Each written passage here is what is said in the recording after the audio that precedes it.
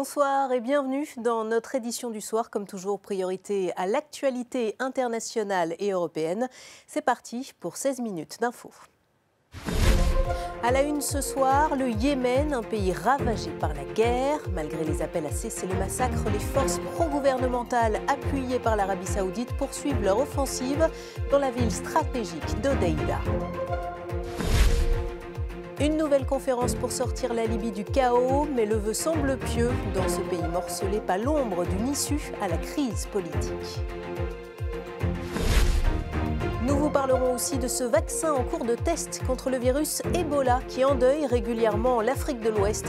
L'un de nos journalistes s'est rendu en Sierra Leone. Il a rencontré d'anciens malades et des chercheurs. Et puis nous reviendrons sur l'épopée transatlantique de Francis Joyon, vainqueur émérite de la route du Rhum. C'est par cette ville portuaire qu'arrive l'essentiel des importations et de l'aide humanitaire destinée au Yémen. C'est dire si Hodeïda est un lieu stratégique. Et il est depuis des jours le théâtre de terribles combats. Le récit de Christelle Pétrongari. À Hodeïda, l'artillerie et les mines des rebelles houthis font face aux frappes aériennes de la coalition sous commandement saoudien. C'est une bataille meurtrière que se livrent les deux camps pour le contrôle de cette ville portuaire stratégique de l'ouest du Yémen. Des combats qui ont fait plus de 150 morts ces dernières 24 heures. L'offensive des forces loyalistes sur Hodeïda a été lancée en juin dernier, mais les combats se sont intensifiés début novembre. Les rebelles, soutenus par l'Iran, opposent une résistance farouche à l'avancée de la coalition et le coût humain ne cesse de grimper. Les hostilités doivent cesser, avertissent Paris, Londres et Washington, pour qui le temps de la négociation est venu.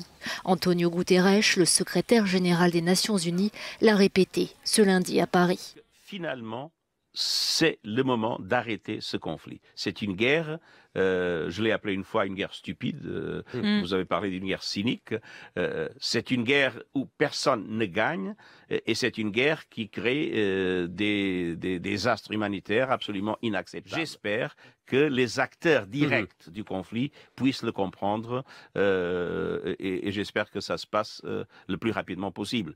Parce que si par exemple à Hodeïda, il y a une destruction du port, bon, ça, après, engendrait une situation absolument catastrophique. Le Yémen est le théâtre de la pire crise humanitaire au monde. 14 millions de civils sont en situation de préfamine. Depuis 2015, les combats ont fait près de 10 000 morts, majoritairement des civils.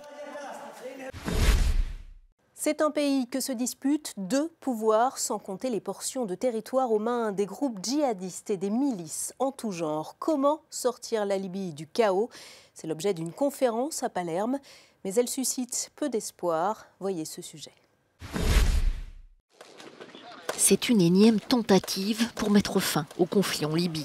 À Palerme, en Italie, l'ONU réunit les représentants des factions rivales et des délégations internationales. Objectif, lancer un processus électoral et politique dans un pays miné par les divisions et les luttes de pouvoir depuis la chute en 2011 du régime de Kadhafi. Les chances de succès de cette conférence sont minces car de nombreuses parties prenantes n'assisteront pas au sommet. C'est le cas du président américain Donald Trump et du russe Vladimir Poutine. Les dirigeants européens Emmanuel Macron et Angela Merkel ne sont pas là non plus. Le niveau de représentation des dirigeants libyens est également faible. La participation du commandant Haftar, l'homme fort qui contrôle la partie est du pays, est également incertaine. La conférence approuve le plan proposé par l'envoyé spécial des Nations Unies pour la Libye. Ghassan Salamé a informé le Conseil de sécurité des Nations Unies que des élections auront lieu en Libye en 2019. Un plan qui semble différent de celui qui avait été acté en mai dernier à Paris.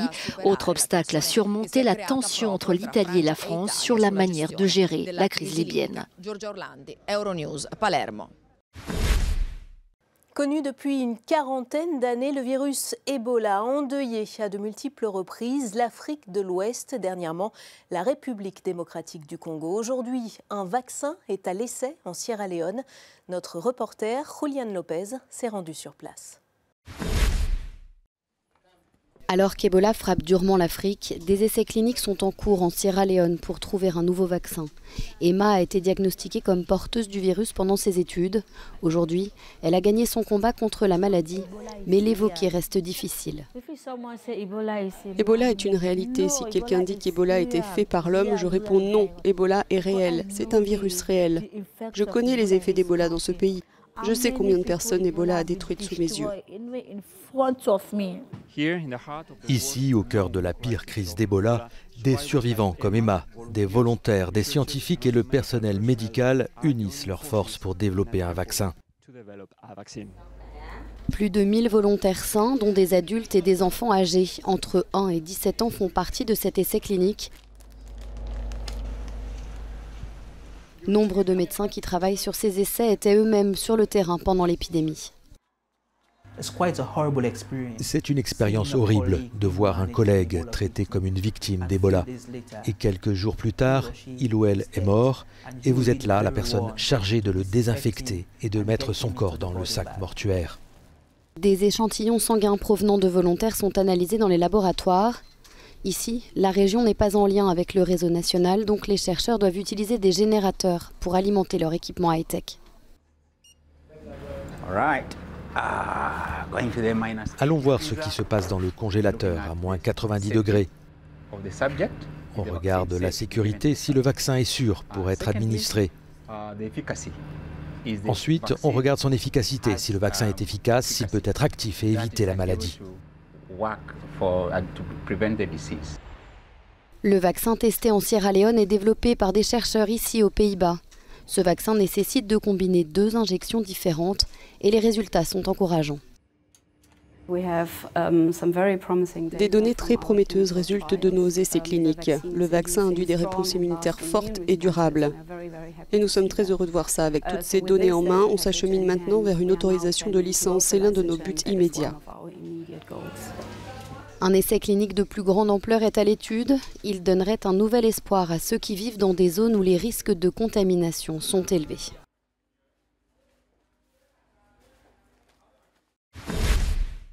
C'est une première en République démocratique du Congo. L'opposition va présenter un candidat unique pour briguer le fauteuil que Joseph Kabila va enfin laisser vacant après plus de 17 ans au pouvoir. Le commentaire de Maxime Bios-Duplan. Au Congo, l'opposition s'est trouvé un candidat pour les élections du 23 décembre. Martin Fayulu a été désigné par un vote des 7 leaders de l'opposition de RDC, réunis 48 heures à Genève. Il se présentera donc à la présidentielle face au candidat parrainé par le président sortant, Joseph Kabila. Nous devons respecter la règle du jeu démocratique. Nous sommes des démocrates, nous voulons instaurer la démocratie. Nous devons commencer par prêcher par l'exemple. Et nous allons le faire. Nous le soutiendrons. Martin, c'est désormais notre candidat commun. Nous devons le soutenir. La candidature de Martin Fayulu semble donc faire, pour l'instant en tout cas, l'unanimité au sein de l'opposition. Son premier combat, et c'est ce qui fait débat en ce moment en RDC, c'est faire écarter du vote les machines à voter, chères au pouvoir, mais vraies machines à tricher selon l'opposition. Le candidat du pouvoir, désigné en août dernier, c'est lui, Emmanuel Ramazani Shadari, ex-ministre de l'Intérieur. Il prendra la place de candidat de Joseph Kabila, qui a décidé finalement de ne pas modifier la Constitution pour pouvoir se présenter une 3e fois. L'élection du 23 décembre s'annonce comme la plus ouverte jamais organisée, avec une opposition unie une bonne fois pour toutes. Un sondage en août lui donnait une belle avance sur la majorité. Cela fait maintenant 4 jours que la Californie est la proie des flammes. Au nord et au sud, des incendies incontrôlables continuent de gagner du terrain et le bilan humain s'alourdit. Le point avec Sandrine Delorme. Les pompiers californiens luttent sans relâche contre les flammes sur 2 fronts, dans le nord, au pied des montagnes de la Sierra Nevada, et dans le sud de l'État américain, autour de Los Angeles et Malibu. Plus d'une trentaine de personnes ont déjà été retrouvées mortes dans ces incendies qui ont ravagé 40 000 hectares. Alimenté par des vents violents, l'incendie du nord de l'État est devenu le plus destructeur jamais enregistré en Californie et le plus meurtrier depuis 1933. 8000 soldats du feu sont sur la ligne de front et tentent de le maîtriser, mais ils sont loin du compte. Les autorités estiment qu'il faudra en tout 3 semaines pour maîtriser complètement les flammes dans cette zone. La cause de l'incendie n'a pas été identifiée. Selon un quotidien local, des responsables du réseau électrique ont indiqué aux autorités californiennes qu'une panne était survenue près du lieu où il a démarré. Et puis à Paradise, au nord de Sacramento, les sauveteurs ont commencé à fouiller les débris pour retrouver les restes des victimes. Plus d'une centaine d'habitants sont portés disparus depuis jeudi dernier. 7700 bâtiments, dont un hôpital et des maisons, sont alors partis en fumée. 5 équipes de recherche sont mobilisées. Des profs ont séché les cours aujourd'hui en France pour dénoncer les suppressions de postes prévues dans les collèges et les lycées. Ils ont aussi manifesté dans plusieurs villes. Stéphanie Morbois vous en dit plus. C'est les projets d'avenir précaire, l'orientation.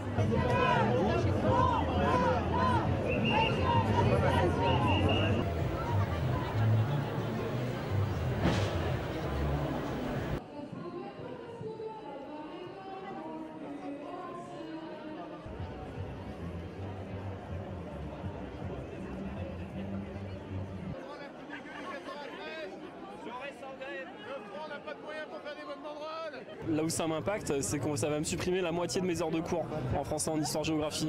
Donc ça va abaisser, appauvrir le niveau de la formation qu'on va délivrer aux élèves. Et en gros, c'est considérer que les gamins et les gamines des quartiers populaires n'ont pas leur place dans les poursuites d'études. Et ça, c'est scandaleux. En ce moment, on voit bien que tout va vers le bas. On nous réduit les heures, on nous réduit les moyens.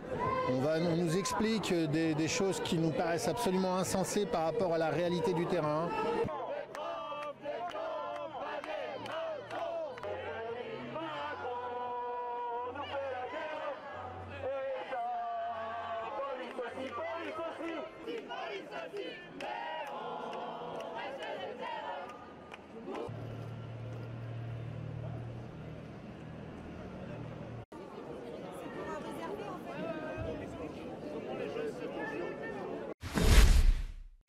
À 4 mois de la date officielle du divorce, les négociations sur le Brexit continuent de faire dangereusement du surplace et Theresa May semble acculée.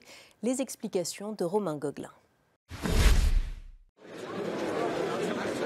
La perspective d'un accord sur le Brexit reste incertaine et le sommet de novembre entre Londres et Bruxelles pourrait ne pas avoir lieu.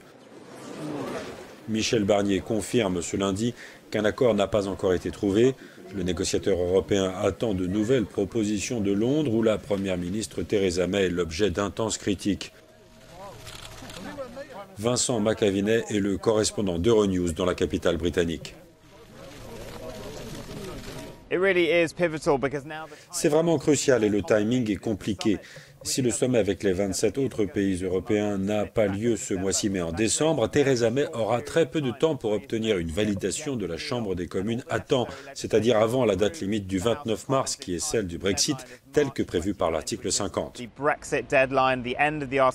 Le temps presse pour Theresa May, mais même en cas d'un accord avec Bruxelles, faudrait-il encore le faire adopter par la Chambre des communes et surtout par les travaillistes qui ne savent pas ce qu'ils feraient de cet accord.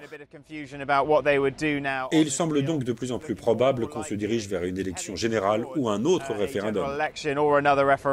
Le secrétaire d'État britannique au transport Joe Johnson a démissionné ce vendredi pour protester contre la proposition d'accord en cours de négociation avec Bruxelles. Joe Johnson l'a qualifié de terrible erreur et réclame la tenue d'un nouveau référendum. Si un accord était trouvé, il devrait être validé par les parlements européens et britanniques avant le Brexit prévu le 29 mars 2019. C'est à bord d'un trimaran vieux de 12 ans que Francis Joyon a remporté la route du Rhum, devançant le numéro 2 de 428 secondes. Pour ce vétéran des mers, une consécration, d'autant qu'il décroche aussi le record de l'épreuve. Sandrine Delorme. 7 jours, 14 heures, 21 minutes et 47 secondes. Un nouveau temps record à arroser. La 11e édition de la Route du Rhum s'est terminée avec la victoire de Francis Joyon après un duel épique dans les dernières heures de la transatlantique.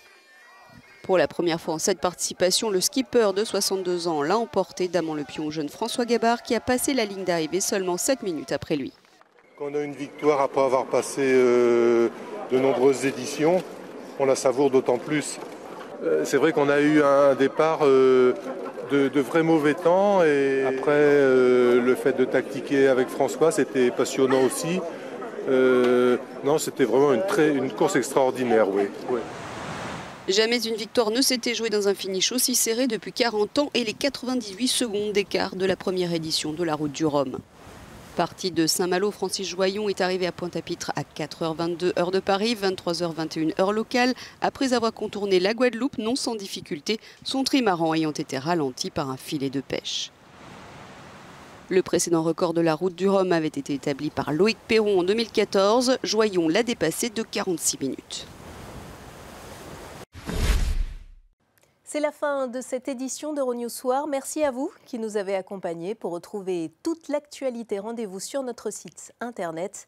Très belle soirée à tous.